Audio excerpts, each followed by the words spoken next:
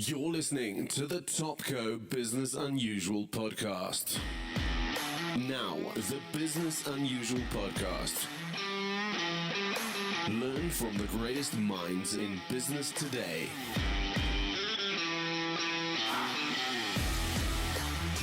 Interviews hosted by Ralph Fletcher. Learn how to improve business, get tips from industry leaders, and be motivated by real-life experience. Topco Business Unusual. Okay, so welcome to this week's Business Unusual podcast. Today, I'm joined by the CEO and founder of Verto FX or Virto, Ola Oyetayo. Did I say that correctly? Almost. It's actually Oyetayo. Oyetayo, and that's Nigerian, right? That is Nigerian, absolutely. And does it mean anything? Is there a meaning of the word? Yes, sure. So the first name Ola means wealth, and then the surname Oyetayo means Oyetayo. Yeah, it means that a title is as good as joy, pretty much. Oh wow. Okay, so Yeah. we're going to have some joy here today, and we're hoping everybody's well, I suppose, as well. Absolutely. So I suppose, Ola, thanks for joining us for this podcast. And, I think there's some fascinating things that I saw online. I mean, you've raised $12 million in the last couple of years. You've been started up within sort of 6 years. You've got, is it 2,000 or 3,000 customers? I couldn't quite work it out. I think it's almost, it's getting close to 4,000 now. It's about 4,000. Yeah, about 3,960. But yeah, who's counting? Who's counting? You're transacting a lot of money in and around Africa. I mean, the last thing I saw was about $3 billion a year? So it's probably more than that now. Yes, it's about $500 million a month now, so closer to 6 billion a year. Should doubling up already. She's okay. So you're kind of doing okay, right? And you got some great funders. So this is going to be really interesting, and I'm sort of super psyched to have this conversation for a number of reasons. But I mean, maybe it's worth just going back before we go into what you're doing and what's happening in Africa and the shape of fintechs and how you got the money and secrets of getting venture capital funding and even growing a business. I think of, I don't know too many Nigerians that go to the UK and sort of make it in the fintech space. So I think that in itself is quite interesting. But I mean, how did you land up in the UK? Oh, very good question. So I schooled in Nigeria. I actually had my early education, primary, secondary, and university in Nigeria. And then my dad, mentioned coming to the UK to do a master's degree. So I came down for a summer break. I stayed with a very good friend of mine that I went to high school with. And then he mentioned that his brother was an accountant and, he was doing quite well. And he said, you know what, rather than a master's degree, you probably want to consider, training as an accountant because, as an immigrant in the UK, it's one of those careers that pretty much sets you up properly. So went back to Nigeria, talked to my dad and said, hey, I think I'd rather just train to be a chartered accountant rather than do a master's degree. And he said, yeah, that's fine. So pretty much came to the UK to study as an accountant, and then I qualified and stayed ever since. So it was a bit of, just trying to do what I thought was right to get a decent, well-paying job. And 18 years after, I mean, I'm still here in the UK. She's a long time, eh? Yeah. So yeah, my dad's got a saying for jobs, just over broke. But I mean, that mindset of going to the UK and getting a job, was that because you didn't feel there was a future in Nigeria, or you saw the money in the UK? Wow, that's a good one. So I think it was less of not feeling that there was future in Nigeria. It was more about the constant yearn for educating yourself and getting a bit more exposure. And then at the time as well, quite frankly, I don't think it was very good from a macroeconomic perspective in Nigeria. So everyone that sort of, went abroad at the time to study, stayed abroad. That changed a few years after, when people started, going and then coming back. But at the time, it was just, what everyone was doing. But for me, it was a bit of, trying to, as I've always tried to do, better myself as a person, learn a bit more than what I know at the moment. And also, most importantly, the UK is a very weird place. I always tell people, like, in the first like 18 months, you sort of know whether you're going to stay or not. So once you come in and you either decide this is the sort of place I want to stay for a long period or not. And I thought I was on the other side, which is I came in and sort of I hated it for the first 6 months or first 8 months. And then all of a sudden I just really liked the lifestyle and decided to stay. So I think it was a bit of more opportunities, and then also I just fell in love with the UK and London in particular, and pretty much decided to stay. And then I got very lucky when I qualified. I got a very good job, working with American Express, which was great. So that ticked all my boxes, and there was no reason to want to go back to Nigeria afterwards. Yeah, you sort of landed the dream job. And I mean, this entrepreneurial sort of journey you've had, I mean, we were speaking earlier, and I can't help but meet people like you who, studied hard, was very academically inclined, studied accounting, did well, had a good job, had a great career, but then you've gone in this entrepreneurial journey. And I often wondered, did that come earlier? Was that something that was within you? Because I think, can you make an entrepreneur, or are you sort of built into that? Yes. So I think there's two schools of thought. Some folks say that you can actually build an entrepreneur. Some say that you're actually made as an entrepreneur. So you're born entrepreneurial. I would say there's a bit of both. I think that fundamentally, whatever sort of environment and ecosystem you grew up in either makes you inclined to entrepreneurship or not. And being Nigerian, it's almost like second nature to be entrepreneurial. A lot of Nigerians have, 9 to 5 day-to-day jobs, but then they have what we call a side hustle. So 3 or 4 things they're doing on the side. And growing up, my mom was super entrepreneurial. She had a job, but then she also had she had a side hustle, selling stuff. So that was kind of second nature to me. I used to do like inventory for, she had a huge kind of, restaurant business. And I used to do like inventory for her and stuff growing up. So I think it's just like inherent, depending on the environment that you grew up in. So what was your first entrepreneurial or your early memories of being an entrepreneur? What were you selling or buying or?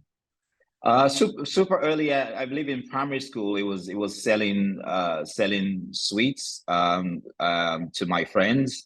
So my like I said, my mom had this. She first at some point had some sort of convenience store, selling stuff, and I used to. Obviously, I was in charge of the inventories. So let's just say, I was able to manipulate the stock levels and have some sweets to sell to my friends in primary school. Maybe you borrowed them. Value. You borrowed them. I borrowed them to sell at discounted value, and that went well for a period of time, and that was probably my earliest memories of selling stock or being entrepreneurial. Yeah. And so I suppose, what did you learn from that young age from your mum? What were the sort of the lessons that you learned? Yeah, sure. Quite a lot of lessons. And some of these I'm still kind of, making sure that I have them ingrained in me. So diligence, work ethic, accounting. So basically making sure that, you have a very fair idea of kind of like what's coming in, what's going out, profits and losses, customer service, invariably making sure that, the customer is, she always said the customer is always right. So essentially, instill that, sort of customer service mentality, super early. And then also, one of the things that I took out from, that sort of early, the earlier memories was what it takes to scale a business. I think, like I mentioned, I think there's tons of very entrepreneurial people, but there's not a lot of kind of, if you think about, I'll talk about Nigeria, for example, there's not a lot of large intergenerational companies, just because a lot of people just, haven't been exposed to the tools that enable them to scale a business. So tons of like small mom and pop stores, everyone's doing stuff for themselves, almost like subsistence entrepreneurship, but Yeah. nothing major, right? And so one of the lessons I learned was, how you could do everything right, be super hardworking, wake up early, open up the shop at, X, go to work, come back, have some people helping you tend stuff, stay till 11 a.m., but still be a small fry, right? Nothing Yeah. big, and kind of what it takes to scale a business is something that I sort of learned early on as well. And what are those lessons that you learned from how to scale?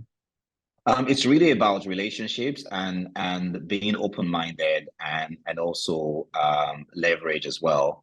So if I think about kind of, my mom, I think, you know, she didn't really, like kind of leverage.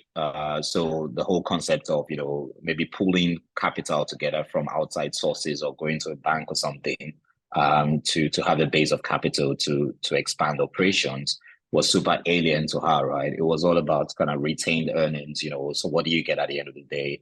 And then, plowing that back into the business. But, invariably, if you want to do something big, you're going to have to, open yourself up to outside capital at some point, and also the sort of governance that comes along with that, and then relationships as well. So for me, those are sort of like the early memories of, okay, well, if you want to run a mom and pop shop, you want to do it this way. If you really want to scale something, there's some things that you're going to have to tick in terms of boxes. So relationships, using other people's money, essentially, and then just having a streamlined operation. Yeah, absolutely. And then also being open-minded. So, if you think about it, fundamentally, there's always going to be, whatever industry you're in, right? There's always going to be trends and innovation that, essentially, if you capitalize on it, can actually help scale your operations. But if you're not open-minded and you say, well, this has always worked for us, we always do it this way, you probably wouldn't, get to that level of scale. So being open-minded, relationships, streamlining operations, and I wouldn't say other people's money. I'll just say leverage.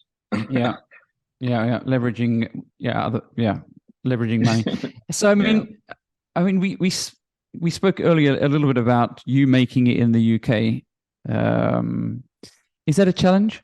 I mean, is that a big deal? So I don't know. I wouldn't say I've made it in the UK. I think I have a reasonably decent I would say fintech. you've made it. I would say that. Yeah. Okay, with alongside my partner, my co-founder, I have a reasonably decent fintech. So I think the UK is unique in a lot of aspects. It's super sort of London, which is where I'm based, is super cosmopolitan. Very, very, very diverse. So over time, it's welcomed a lot of sort of folks from across the world. But then on the flip side, it's also inherently, there's an establishment, there's a class system, and all of that stuff.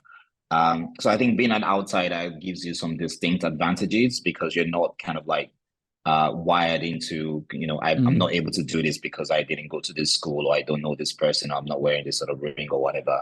And you just need to play that to your advantages, right? And I think that's something that, the UK gives. Right now we have, a prime minister who's an ethnic minority, right? No one would have thought that would have happened, I don't know, 20 odd years ago. So there are lots of opportunities where you just need to take it and make sure you're super competent when you're given the opportunity to actually deliver, which I think is something that a lot of people miss as well. So no one's going to give you anything unless you go out and take it. But once you take it, you need to know what you're doing, right? Because otherwise you're out of the door. So just making sure that, there's that level of competence as well. Super matters. I mean, you talk about competence, but obviously as well, the trust. the credibility that partly came from working at Amex, or where did that come from? Building that trust, those relationships. Sure. So I worked at Amex. I also worked at Barclays and Lloyd's, which are sort of two kind of large Yeah. UK-based banks. And I worked in largely kind of, I would say, Caucasian teams where I was probably the only minority and stuff. So, learning kind of like how things really work, and what you need to do to make sure that, like you just said, you build trust and credibility, was super useful for me, and kind of like helped guide my thinking, especially when we started Verto, with respect to what we needed to get in place to make sure that we were taken seriously, and sort of like we could build a globally scalable operation. Yeah, well, congrats for that. I think that's one of the things I want to touch on, because I think it is unique what you've done, and it's almost like, yeah, you got the classes system, but it's almost like a language. You got to speak their language, and I don't mean English. I mean the money language, the challenges, the fears, the risks, those sorts of things, and I think what's amazing is that you haven't just got funding once; you've got it twice, and so I wondered what the valuable sort of lessons or the principles of getting that investment and speaking the language, so to say, that you've learned for other entrepreneurs who are looking to get funding. Sure. Very good question. So maybe just to give some context to kind of like where we are at Verto, and kind of our funding journey to date and how we got there. When we started Verto, it was myself and Anthony, my co-founder. We had this great idea of helping businesses move money in and out of emerging markets, particularly Africa, because we thought it was broken. We both had background working in finance in London. So that gave us, an advantage in the sense that we knew kind of what good looked like, and sort of like you said, maybe how to speak the language. But also what we realized was that, there was a certain level of skill that we wanted to get to. And in order to do that, we needed, external funding, and then also we needed to leverage on technology. So the first few months of Verto, we pretty much were using our own sort of like savings to kick off operations. What we did very early on was we built a super early version of the platform with our own funds. And then we applied to Y Combinator, which is a Silicon Valley-based accelerator, who's probably the world's best early stage investor, and most recognized, and the most recognized, and for all the right reasons as well. And the reason we did that was just super simple. Kind of we just, back to the lessons I learned super early on about kind of, being open-minded and leverage. Even though we were, myself in particular, I think Tony's more tech minded. Even though I was just this, banker, I sort of knew that, what we wanted to build was a fintech. And in order to get sort of the tech credibility, I needed to obviously be able to speak the tech language, or whatever, we want to put it. And ultimately, it was very clear very early in the stage of our journey that, being kind of within the tech ecosystem was very useful. But we didn't have any sort of network, right? But then what Y Combinator did was, it's pretty much come as you are, right? It's super kind of meritocratic. You have a great idea, you fill this sort of form, an application, you submit it, and genuinely, I think now they have maybe 13 or 14,000 applications every batch. You do get someone in YC read every application. Sometimes two partners would read, and they bring you in for an interview just based on the idea, right? And that's what happened to us. So we had this great idea. We'd already started operations with our own money, and then we applied to YC. We didn't get in the first time, and then 3 months after, we did another application when we got a bit more traction. And they flew us down to San Francisco to have an interview. And it was really, we had done a lot of prep work. I think we spent probably about a week, doing preparations for that interview. Which goes back to kind of like, sometimes you get given an opportunity, but you really need to prep for it and stuff. So nothing's really given. So we spent about a week prepping for our YC interview. had the interview, and it was literally, it's a 10 minute interview in person. And, you're very surprised that they give you money just based on, speaking to you for 10 minutes. But, they'd also, done a lot of the legwork, and they know what they're looking for. And we did that, and we were lucky to get in. And once we got in, I was flying back and forth to the Bay Area, but Tony was based there. We just literally just soaked in, and got as much, learnings and information and stuff as we could about really how technology works at scale, which is what you get to learn at YC. So our funding journey was really based on, going to Y Combinator, and they also teach you how to raise money, right? So essentially, you spend, I don't know, 2-3 months talking to partners that raised money in the past, ran successful tech businesses, and then you have something called a demo day. You stand in front of investors, you pitch your startup for like 2 minutes. Prior to that demo day, you probably had spent 2 weeks, working on your presentation and your business proposal. So essentially we did demo day. We kind of like got a lot of interest, and then we're able to raise $2 million, as our first round of funding. But all of that, I don't think would have been possible without kind of learning the craft of storytelling, the craft of really thinking through about the problem that you have to solve, and what you have in your arsenal to solve that problem, and giving people a credible story about how you are the person, or you are the people or the team to solve that problem. So if I was to give any sort of super early stage advice to anyone trying to raise the first round of funding, you really need to have a problem that you're solving. Put yourself in the right ecosystem.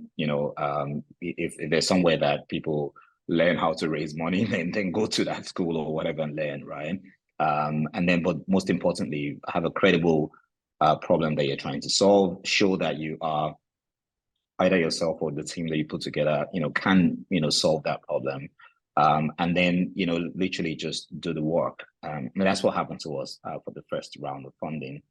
And then we did that, and genuinely we raised the funds we wanted to raise, and we didn't go out spending it on frivolous stuff. We actually went out to spend it on what we said we were going to do. So that's another thing, right?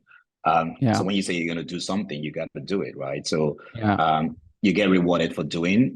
It's okay to fail, right? But then if you don't do, then you don't really get any brownie points. So we went off and we pretty much said what we're going to do for the next 18 months. We did that, so raising the next round of funding was also the base of that, right? You had shown that you saw a problem, and you had sort of built and met most of your milestones. So when we went for the next round of funding, which still wasn't easy as well.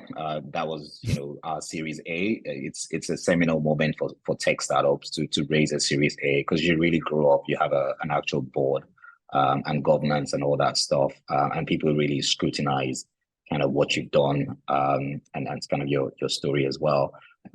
So a lot of it was just based on making sure that we had met the milestones. We're lucky enough that we also had a lot of traction. And then, we got the next round of funding, which was $10 million about 2 years ago. So that's kind of like my take, like, really, solve a big problem, be credible about, what you can do, understand, what your strength is, build a team that can actually deliver. And when you tell people you're going to do something with their money, just go off and do it, right? If you fail, it's okay. What you don't want to do is not do anything, or don't spend money on what you say you're going to do. And that's kind of our story. Wow. It's pretty impressive, I've got to tell you. So, I mean, can we go just back to the failure, the first application, because you failed? Sure. So what did you learn for the second one? So what changed? So sure, thanks. I think the first time around, we didn't really have anything. So we were going off on an idea. Business cross-border payments is broken. African businesses can't get paid. All of that stuff. McKinsey has this report. GDP is X. All of that stuff, right? But there wasn't any, credibility, right? It was all, anyone could have come up with that problem statement, right? I don't think we showed that we could solve for it. We didn't do anything to show that. The second time around was different because we had actually used our own money to start an early version of the platform. So we actually had something credible. So we could show that, hey, we now have a tech platform doing this. We have, I don't know, 10 customers. They've done X amount of transactions. We've got some kind of, bank partnership or relationship that gives us the regulatory permission to do this. And this is kind of where we are right now, but this is how big we think this idea can be. And obviously that gets you noticed. And I remember when we did the YC interview, we had a customer that was doing stuff in Nigeria, and it was also a YC company. So when we name checked that customer and said, hey, these guys use us, right? The partner that was interviewing us were like, oh yeah, I funded that company at the last sort of YC batch. So they could validate us with that. So it was just much easier that way because we'd actually started something and you could show that, you're going in the right direction. But having said that, YC also, literally would fund you based on your idea. But you might just be, I don't know, out of Stanford or MIT for them to do that, right? You don't just come off from banking and want to start a tech company. Yeah. So I'm just trying to work it out. So you basically got paid $200,000 a minute for that 10-minute pitch. I mean, that's oh, really? Yeah. So you had to be raising prepared. 2 million. Yeah. So 200. There's no pressure for possible investors. So I mean, you talked about an early customer.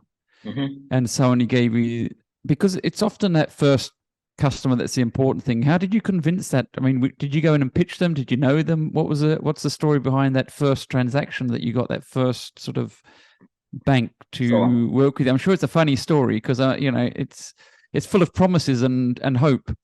Yeah, no, absolutely. So really, the first Verto customer was a friend of mine with a business in Nigeria selling software to banks that had received money from those banks in Nigeria, but needed to make a payment to the software supplier in the US and couldn't get money out.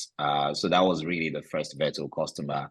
Wow. And essentially what we did was we matched that business with another business in the UK that had some dollars and was trying to get dollars into Nigeria. So we essentially just, we started off the marketplace that way.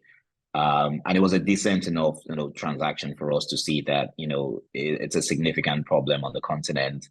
And that's really, I mean, that also sort of validates your theory. So I talked earlier about, I could quote you kind of like what McKinsey talks about cross-border and all of those fancy stats, but until you actually get a first customer in the door, actually do a transaction or solve a real problem, you sometimes don't really know kind of the scale of what you're building. And that was for us kind of the story of our first customer. And it's still a Verto customer now.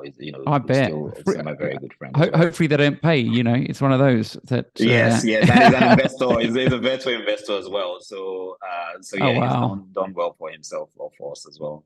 Congratulations to your friend. Yeah. Big up. Oh, you need friends like that, right? You got to get started somehow.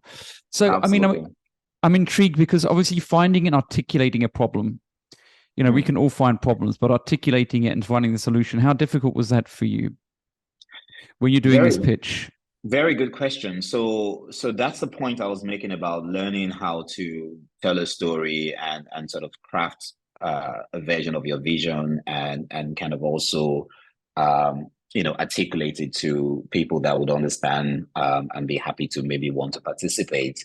You're going to be doing this a lot of times in your career as an entrepreneur. You're going to be doing it to bring in employees to the organization. You're going to do it to get banking partners in our space. We're fintech, so we need banks to survive.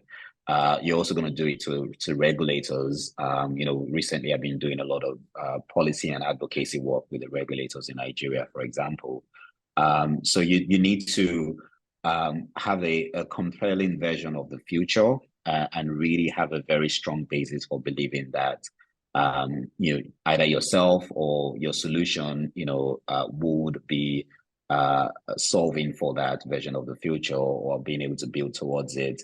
And then, not everyone, naturally, is able to articulate themselves. Sometimes you just have to go get some training if you have to, have a support network of folks that have actually done this before, and Yeah. leverage on them. So every time, we're probably going to do a funding round soon. And I've, spent maybe the last month working with people that I typically work with, going through kind of, our pitch, the story, what we're looking to solve for, so I'm still kind of learning and training every day. So I think, the piece here is just really being very, being very self-aware, but having a genuine problem that you're solving for and looking for a way to articulate that, and just getting help along the way. Yeah, it seems like that getting help along the way it refines itself when you start speaking to people. Mm. And I mean, how is the future for Verto? I mean, at the moment, you're looking at this funding round. Is there a certain amount you're looking for, and what's the reason for the funding round now? Yeah, sure. So it's still kind of like work in progress. We've got tons of kind of significant inbound interest from people that sort of know what we're doing and are keen to be part of the journey. So I don't have any specifics yet on that, but ultimately, what I can say is that we're barely scratching the surface of kind of the potential for what we're building. Moving money in and out of the continent, such as Africa, if you're a business, is extremely broken. Yeah. Outside of like large regulated banks, no one from a technology perspective is actually solving for this. And what we do, kind of our bread and butter, is what we call cross-border payments, which is you're essentially in a country, and you either need to get paid from someone in a different country, or you need to make a payment to a different country. And that's essentially the crux of what Verto is doing. Our mission is to simplify business cross-border payments in emerging markets, particularly Africa. And think about sending money to pay an invoice if you're in Cape Town to Nigeria, for example. Where do you start from? Yeah. It's like, or you've just you need to make a payment to someone in Kenya, because you have a wedding, and you've just rented this this wedding venue. How do you do it if you need to pay in Kenyan shillings, and you're based in Johannesburg? Where do you start from, right? So Yeah. that is the problem statement. That is what we're solving for. And if you think about how broken that is now, you'd only just be excited about the opportunities and what we can do. So so for us, that's really trying to bringing that home and understanding kind of the scale of what we can build and what we can solve for is what we spend our time on. I mean, there's this scenario of, I think it was last year, that about $5 billion or close to $6 billion, they can't quite get it, of VC funding went into tech investment in Africa. And I think a large proportion of that was in the fintech space initially, which is that transactional stuff. I mean, it seems that the big investors are seeing the opportunities in Africa. Are you getting a sense that that's the case? They're also getting good returns.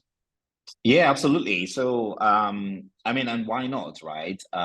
In about 80 years' time, I think pretty much half of the world's population will be in Africa, right? So, it's a median age of 19. In Europe, the median age is, I think, 43 or something. So, think about such a youthful population, and what would be needed for that sort of populace and the demographic. And if you're like a venture capital investor, it's all kind of green, right? Because just like, this is like, where would this continent be in 20, 30 years time? But having said that as well, I think everyone I do this like literally every day. I can spin the Africa Rising narrative and say, all the statistics. But some people have made decent returns. I think that from an investment perspective, folks investing in infrastructure on the continent, in basic needs such as financial services and telecommunications, will consistently do well. The folks in the extractive industries have done well, over decades, and will still continue to do well. So now, cobalt and lithium and all those sort of, that's what's, so even if oil, stops, being spun out of the ground in Africa, the next oil is lithium and the like. So the continent is Yeah. blessed, and when you're an investor or you're sort of like an entrepreneur, the opportunities are endless. And once we can get kind of the governance and leadership part right, I think it's smooth sailing. And it's a stronger population narrative and demographic as Asia and Latin America. So there's no reason why, you shouldn't put your investment dollars into Africa. And I suppose fintech does help with the governance and the transparency as well in many Yeah, ways, absolutely. because you've got ledgers and blockchain and those sorts of things will help that, or what are you Yes. seeing? Yeah. So, and the other thing I'm seeing is the fact that fundamentally, Africa had typically leapfrogs, right?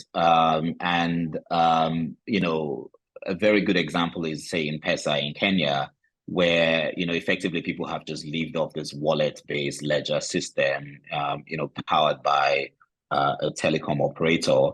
And Visa, I don't like name checking, but Visa and MasterCard, can't even get an inroad into Kenya because everyone just pays using M-Pesa, right? So Yeah. yeah, so it's like, they've been doing contactless money forever, and that's now the rage in the West. So having a very young, youthful demographic, speaks to that and lends to kind of the ability to leapfrog and just get stuff done. So I remember growing up in Nigeria, and we didn't really have, telephone lines. So you had to be maybe like upper middle class to have a telephone line. And at the time, I think when the early sort of telecom operators were coming into Nigeria, the number of installed phone lines were about 20 or 25,000 for a country of 88 million at the time. So if you looked at kind of like, what the smart people do, like all the sort of statistics, it didn't make sense to invest in telecoms in Nigeria. But then obviously, MTN is a great example. They came in, paid about $285 million for a license. And now, Nigeria is their biggest market. And MTN is a customer of ours. And they're making so much from Nigeria. I'm sure they've made almost 20 or 50 times their initial investment or something crazy. So the size of the opportunity is massive in Africa, and it's the only way is up from here. Yeah. And sort of like Nigeria, I know that they've changed some of their exchange controls recently. And so I sometimes wonder, I'm not close to the action, probably like you, but they've obviously done it for the right reasons. Is it having the desired effect, do you think? I mean, is these sort of regulatory changes to exchange controls effective, or is it a phasing in process where it's a building of credibility and a building of trust? Yeah, so what's happened in Nigeria recently is that they undertook some currency reforms as opposed to specific exchange control measures. So they effectively freely floated the currency and removed kind of an official peg that they had. And what's that done? What we've seen in Nigeria is price discovery. So essentially, folks are able to determine the true value of the Nigerian currency, which hadn't always been the case because there've been 3 or 4 different sort of price points and reference rates. The challenge right now is they haven't really solved for supply. So even though they've kind of like freely floated the currency, there's still not enough supply coming in of hard currency. So essentially, the currency is depreciating. But I do think that they are making the right sort of measures and taking the right actions. And ultimately, it is the largest economy in Africa, and there's tons of potential there. Ultimately, the currency will find its level and be kind of like strengthened against the US dollar. It's really depreciated over the last, I'll say, 4 or 5 months. But all the steps that they've made have been the right ones. Foreign investors will ultimately start looking into investing into the country. Yeah. And this time around, knowing that there's a true kind of market determined foreign exchange rate, rather than before where there wasn't one. So that's always a good thing when there's certainty in regulation. So I would say that, all the things they've done recently have been the right moves. Yeah. Oh, it's interesting. Yes, I think that it's building that trust as well, right? Yeah. Predictability. So, I mean, you're obviously focused on South Africa at the moment with Verto, and there's a lot of growth opportunities. And I often see a lot more money flowing in the VC markets to sort of Kenya and Nigeria at the moment. What can South African entrepreneurs learn from the Kenyan and the Nigerian markets? Yeah, I'll be honest with you, Ralph. So I've spent some time now, looking at South Africa intensely. So we got an FSP license late last year, and we've just recently completed our sort of bank partnership to be a treasury outsource company. So essentially, I think probably in a month's time, we will be able to start scaling operations in South Africa, so helping South African businesses convert their rand to make payments outside. Right now, we can help businesses in the world send money into South Africa, and we've been doing that for a while. And also spend a lot of time, in the tech sort of ecosystem. One of our investors, Kona Capital, has a partner in South Africa, so he's quite close to the space as well. I think that this is my view. I think that fundamentally, South Africa has been one of the African countries that essentially has had its own pool of capital for such a long period.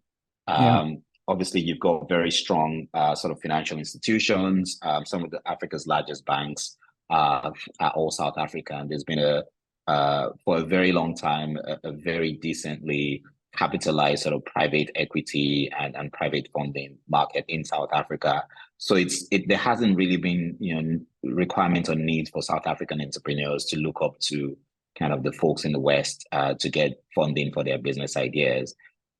Which is kind of the reason why there's been a lot more of that happening in Kenya and Nigeria, where they have, those markets don't really have their own pool of capital, and inherently they've always had to go west to seek funding. So that, I think, is the reason why there's probably this kind of gap between South African entrepreneurs getting venture capital investments versus Nigerian or Kenyan entrepreneurs. So I think at the end of the day, as an entrepreneur, you're going to have to take capital from whoever you trust will help you accelerate your business and has the right sort of network and contact. If that capital is coming from a South African VC or private equity firm, and you're South African, then that's fine, right? If it's coming from Y Combinator, then that's fine as well. I think it's just a function of demand and supply. There's enough supply of capital locally in South Africa to fund kind of the entrepreneurship ecosystem.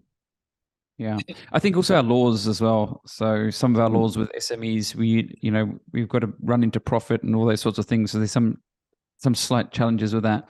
But I think we're endowed with something, and I'm not sure if it's the whole of Africa, with a thing called frugal innovation. So it seems that we can innovate of very little. So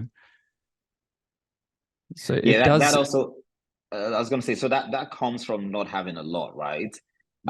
So if you don't have a lot, you should be able to do a lot with the little you have.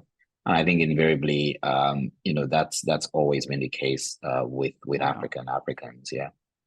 And so obviously the focus on South Africa is you're seeing opportunities because of the size and the scale of the organizations in South Africa who are looking at doing business internationally, the ShopRites of the world, the MTNs. Is that what you're seeing, the focus on South Africa at the moment for you? Yeah, absolutely. So we're seeing two things. We're seeing the likes of the names you just mentioned, the large sort of South African businesses that are sort of have expanded across the world, or most times across the continent, and require kind of like, cross-border payments or moving money in and out. But then we're also seeing, a lot of medium-sized enterprises and businesses that are doing a lot of business across the world, and I just finding it very hard due to kind of the antiquated and clunky sort of systems that incumbent banks currently have to move money in and out. There's obviously exchange control laws and stuff in Yeah. country, but then there's just so much friction. If I was a South African business and I needed to make a payment abroad, obviously I have my limits, Yeah. and there's BOP reporting and the likes. That what we're seeing as innovators is just the ability to move, and put all of this and basically streamline it using technology where essentially I come onto a Verto platform, and I'm able to get all my, BOP reporting, my requirements from a regulatory perspective done in a very seamless manner, and my money gets moved, like literally within minutes. And no one, as far as we've done our research and we spend time on, is innovating to solve for that. And that's the big opportunity there. And then also from a pricing perspective, invariably businesses are not getting kind of like the right sort of FX rates when they need to convert their rand to for other foreign currencies. And we find ourselves as innovators that have done this in a few markets, being able to come in to sort of solve for that. So we're super excited about South Africa as a market. We think that, there's tons of stuff that we can do to help businesses here receive and make payments seamlessly across the world.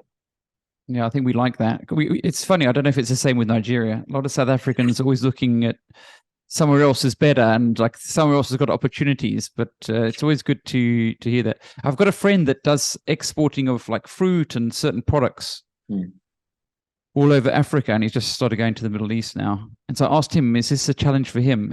And he said the biggest challenge actually from him is the letter of credits, getting letters of credit. So I think he's saying the same thing as you did. It's quite cumbersome to do business in Africa, but he's looking at growing. Like he's definitely getting more people, selling apples. He's selling Coke in certain places or Red Bull and that sort of stuff. So there's definitely a growth that's happening. Yeah, absolutely. I think one of the things that we also spend a lot of time on and thinking about what to solve for is what I call interoperability between African currencies. So when you do a lot of trade on the continent, you're invariably being invoiced in US dollars. And I think that's just super broken. Like there's like 40 odd currencies in Africa. We have a Nigerian business that needs to buy, baking equipment from its supplier in South Africa, and it's being invoiced in US dollars, right, instead of rand. And I just find that super broken. Like, why can't I convert my Nigerian naira to South African rand to pay someone in South Africa? Why do I have to go through and do that via US dollars? And when you solve for that, I think that really, really opens up a significant opportunity for intra-Africa trade. And that's, because when you think about, kind of the way we view the world, it's where do I want the world to be in 20 years' time? And what would I be doing now to bring that version of the world into shape? And interoperability between African currencies, I think, is a big pain point. And we're not going to be able to solve. Africa and all this stuff is great, but if you can trade seamlessly with each other and convert currencies seamlessly, the fact that you don't have kind of borders and customs between countries wouldn't matter. So I think that's a big deal, and that's something that we are also looking to solve for with our solution as well. Yeah, that's the big thing, eh? Because I think that it always seems like the dollar's benefiting from that, whatever that exchange rate, and then again back to, so everybody in Africa is losing and the Americans are winning for doing nothing, just because they got the dollar. And what do you think of the BRICS thing now? Because that's super interesting. Nigeria's joining BRICS in January. South Africa's part of it. There's obviously talk around a single currency. I don't know how realistic that is, but I think there's an intent that certain countries, I think it's something like 40 or 50% of the world population is now going to be joining BRICS by the end of this year. Yeah, so I think on paper it's great for all the reasons that I just mentioned. The greenback, which is the US dollar, is the reserve currency of the world for right reasons, since we stopped using the gold standard. But what folks are finding increasingly frustrating is that you essentially need to always go through the US banking system to move money and move value across the world. I think the whole concept of expanding kind of the BRICS countries is meant to be solving for that. A lot of this is, outside of my pay grade. So I'd only say that anything that helps foster global trade and increases kind of trade velocity, works well for us, and I'm up for it. But yeah, lots of nuances when it comes to the geopolitics and stuff. But yeah, I think it's a great thing. I think Egypt, from memory, rather than Nigeria, is joining. I don't think Nigeria has signed up yet, but yeah, it's a great initiative. So I saw recently it was like a podcast or a conversation between you and one of your funders, Eli, and he was saying how exciting it is working with you and how you're one of his top investments. But he didn't say why. And so I often wonder, why would he, what is it that he's seeing in your organization that he's seeing from you as an investor that's so exciting for them, that's making them have I suppose, a positive view about investing in Africa? Yeah, sure. So that would be Eli from Treasury.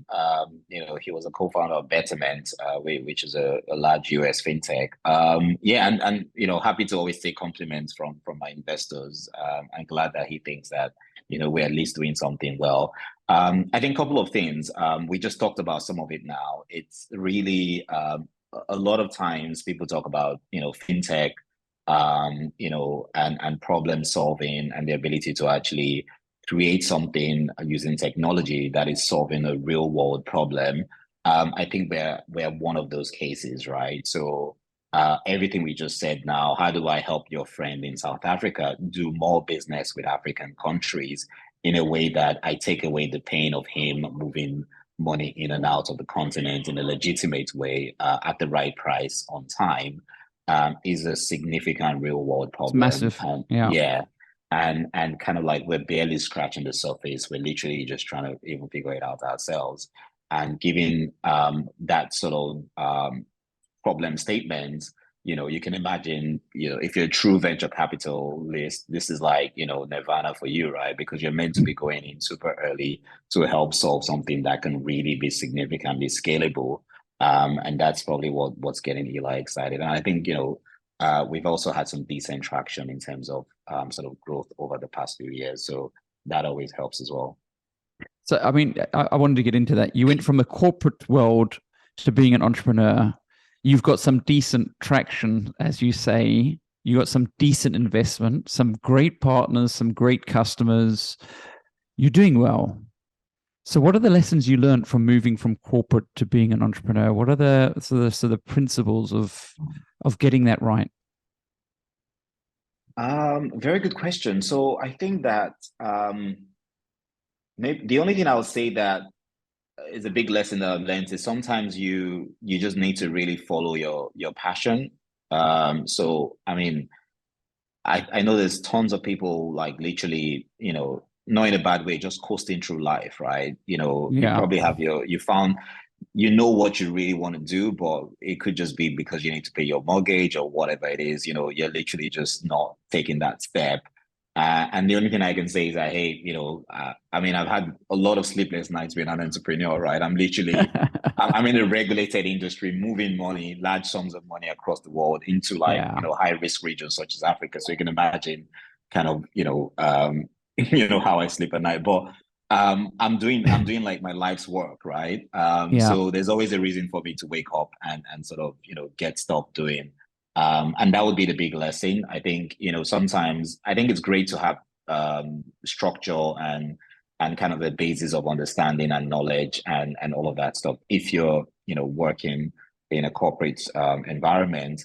But it's not meant to be for everyone, right? So there's some people that are built for that, there's some that aren't. So if you think that you're not, the best thing to do is to take a step, think about what you're really good at. If there's something you're passionate about, if you're lucky enough to be in a position that you can do it, at least try to do it, maybe from a financial perspective, then yes, just go ahead and do it. And sometimes it works, sometimes it doesn't. If it doesn't, if you really have a skill set, you can always go back into your sort of corporate job, and but at least you've actually tried. And was it anything that happened with you? Because obviously being in the corporate world for quite a long time, established career, you didn't have to sort of go into entrepreneurship. So what was that thing, that moment that made you dig deep to say, well, I'm going to follow my passion. I'm going to find out what my life purpose is. Was there a moment, or was there a conversation you had with yourself? Yeah, so I think it was really very good question. I think it was really just a series of conversations with myself and a bit of being self-aware. I kind of knew what I enjoyed doing, and I knew that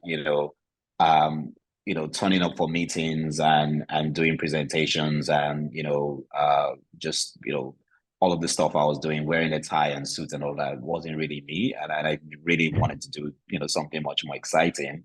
I was also kind of very lucky that I'm married, so my wife has a decent job as well, so that whole fallback was there in terms of if things went south, we could sort of like rely on her salary, for example, to pay the bills.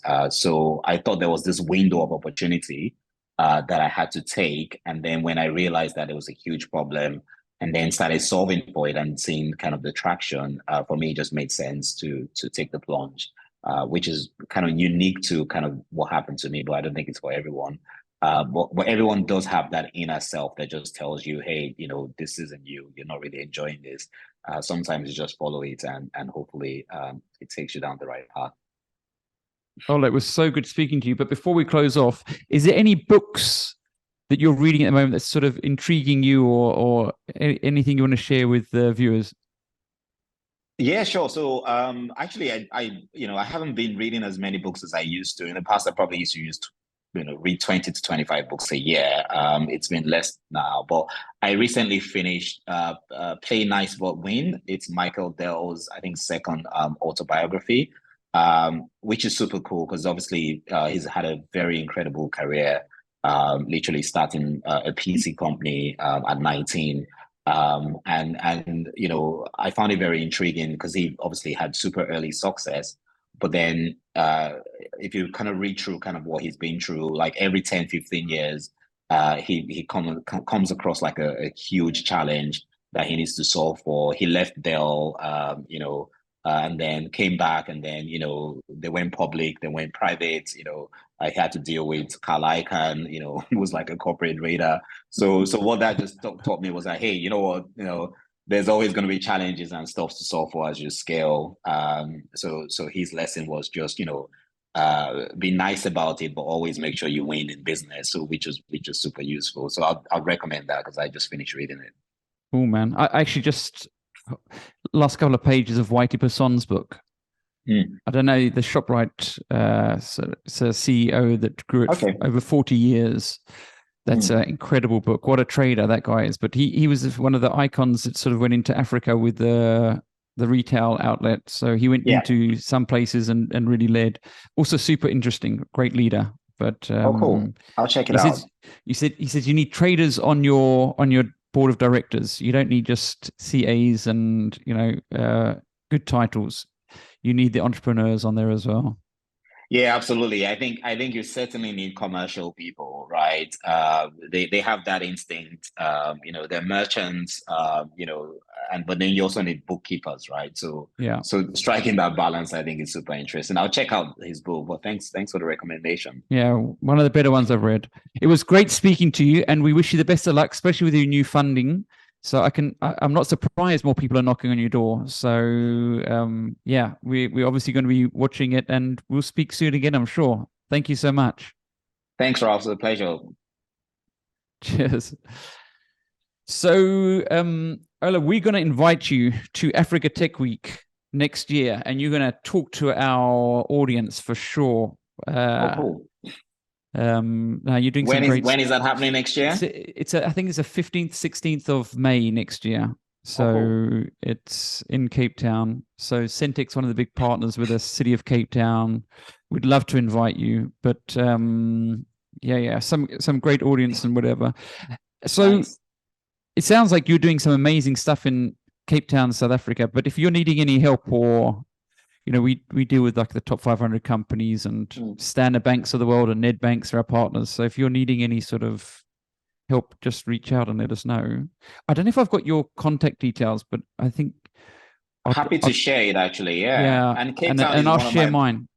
I was going to say Cape Town is one of my favorite cities in the world. I got married in Cape Town 10 years ago. So it's going to be my 10th year anniversary. We got married in Somerset West. So a big fan Wow. of Cape Town. Yeah, it's a city very close to my heart. Lovely. And my sister and brother in England, in London, actually. My dad just came back from there. So yeah, it's interesting. It was my anniversary, 24th anniversary last week. Oh, cool. I don't know how You've she did lasted it. longer than I have. For now. So we'll exchange whatever emails, whatever. Sure. We'll probably go live with this in about a week or so. So we'll fill you in and loop you in. But yeah, you're doing some great stuff, man. Congratulations. So Thanks, Rob. it's great talking to you. Good, very good questions. I appreciate the candor as well. Pleasure. Yeah. I think you're trying to make it real for people, right? I think, like you, we're trying to serve our audience. There's a lot of people who've got great ideas and want to move forward in their business, and sometimes they just need that little push or, action. It's all about action, right? At the end of the day. But I don't know how you solve the credibility issue with the banks and the financing, because, geez, that's a big thing, eh? That's a big thing. It is. It's the biggest, one of the biggest factors to scaling and doing. And this is where funding comes in. So sometimes you just take external capital, so the banks take you serious because they're very, very cautious. We could introduce some kind of risk to them that could take them down, right? So it's a lot of work. Yeah, credibility. It's. I think the scaling thing is the most important thing, right? Someone might do business with you, but a couple of people, you move from lucky to investable. Like I said, it was great speaking to you. Maybe that's your talk could be on that: how to gain credibility from the banks around the world and Africa. Yeah, and I hope that we would have achieved some decent sort of scale in South Africa by May next year. And it will be a lot more credible for me to tell the story that way as well. But yeah, I'll take you up on that, and certainly very good podcast. I've listened to a few of the ones you've done in the past as well, and really appreciate what you're doing. Yeah, I had to do all of that yesterday to get up to speed. Well, say hello to London for me. I always miss it, and yeah. Cool. I'm sure you don't miss the weather, but yeah, I'll do that. Well, if it's 30 degrees, I love it, but yeah. When it's Until 15 degrees. Raining. Yeah, exactly. Cool. Cool, man. Thanks, Ralph. Cheers. Bye. Have a good one. Bye.